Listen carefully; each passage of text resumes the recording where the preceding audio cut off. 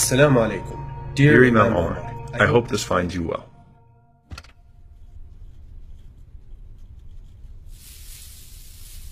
Life isn't all that exciting for me.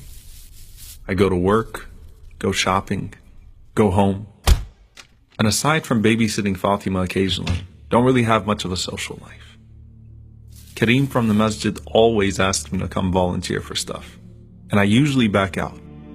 But this time I decided I'd spend the weekend with him and the rest of the guys on a camping trip. Or at least that's what I thought I'd be doing.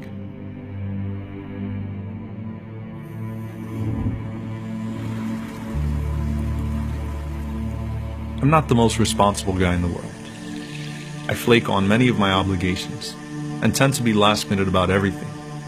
I prayed occasionally, but at times got halfway through my wudu before deciding something else was more important than the prayer. So I decided I'd hurry and catch the guys before they left.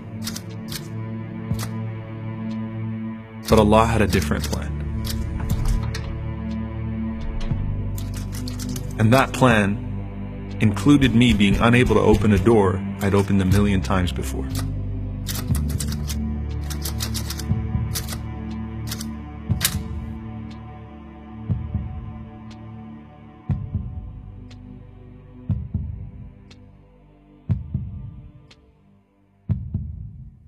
So I figured I'd call Kareem and let him know this time I wasn't flaking on anything, but was just stuck in the bathroom. Makes perfect sense, right? And you say we have the best coverage in America. We often think we've got it all figured out, and that our contingency plans are too many for us to really get stuck in anything. Someone or something is always going to be there to bail you out. It's only a matter of time. But what happens when all that is taken away from you? And both the people and possessions you thought you could rely on start to fail you.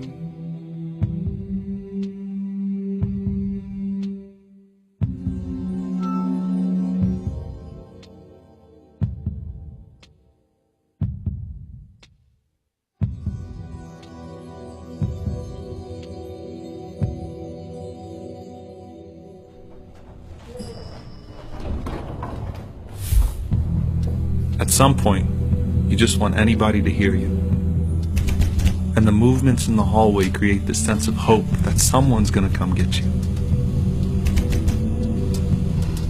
You can hear them, and you know they can hear you. But then the sounds of the footsteps fade away, and you're left dejected, wondering if another person might pass by and hear your cries.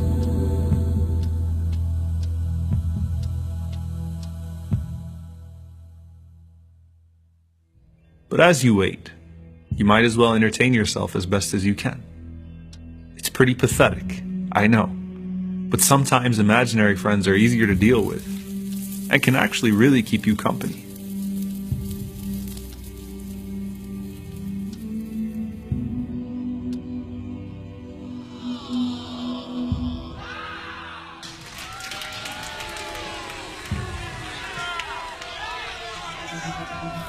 And they get boring too. And just like with any day of work, you come home, you go through your motions, and lights out.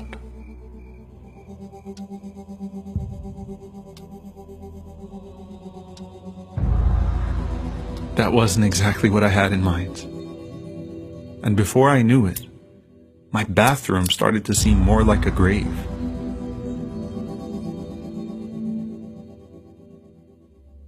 The Prophet, peace be upon him, said that we should frequently remember death, and called it the destroyer of all pleasures.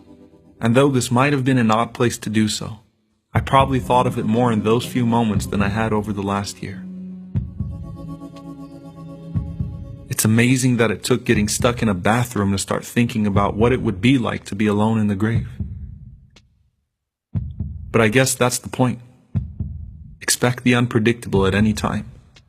And death is the ultimate unpredictable. It was dark, cold, and lonely. And suddenly every little sound was as loud as a jackhammer.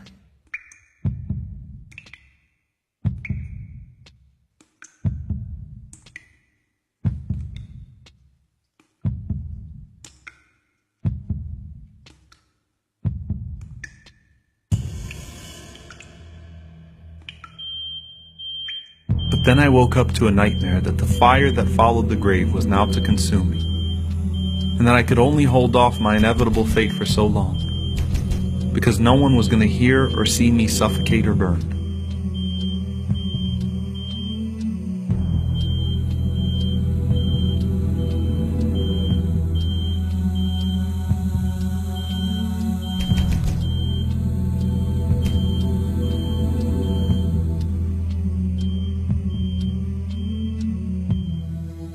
But Allah chose to spare me. The smoke alarm was in another unit, but the alarm I needed to hear was internal. So I did what I hadn't done for a long time and thought I had no time for. No, it wasn't the best of places to start, but I had no choice, and surely my Lord is understanding and forgiving.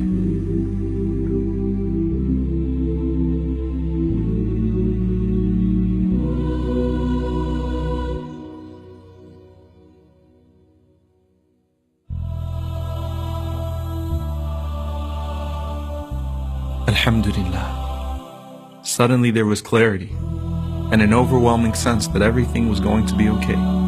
Not because any person would hear me, but the only one who needed to hear me just did.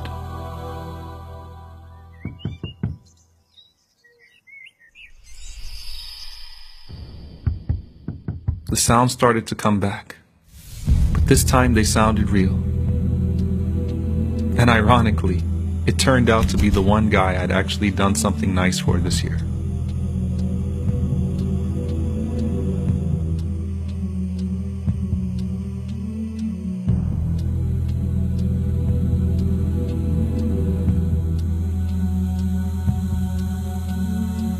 John told me to look down and try turning the lever in the opposite direction. I really didn't get what he said till I actually tried it. And just like that, the turner of hearts turned my heart towards him. And as my Lord promised, everything was okay. Everything was okay. And though I thought I was alone throughout this entire ordeal, Allah was with me the entire time.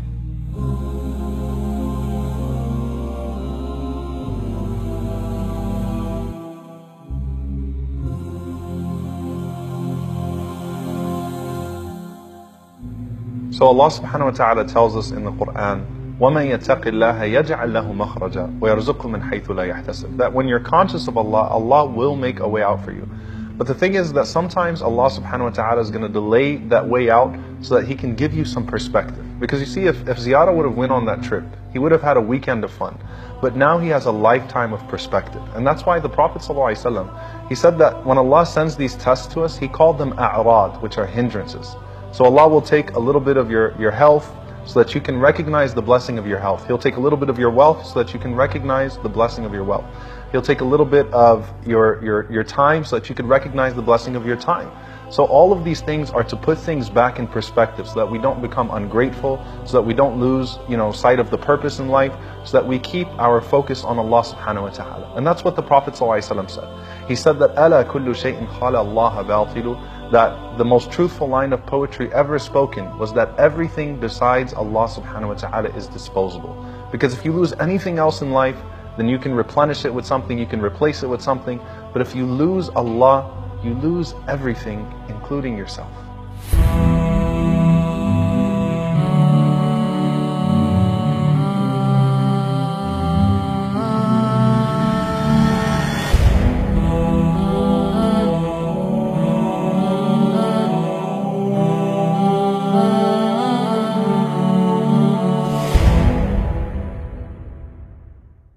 Assalamu alaikum.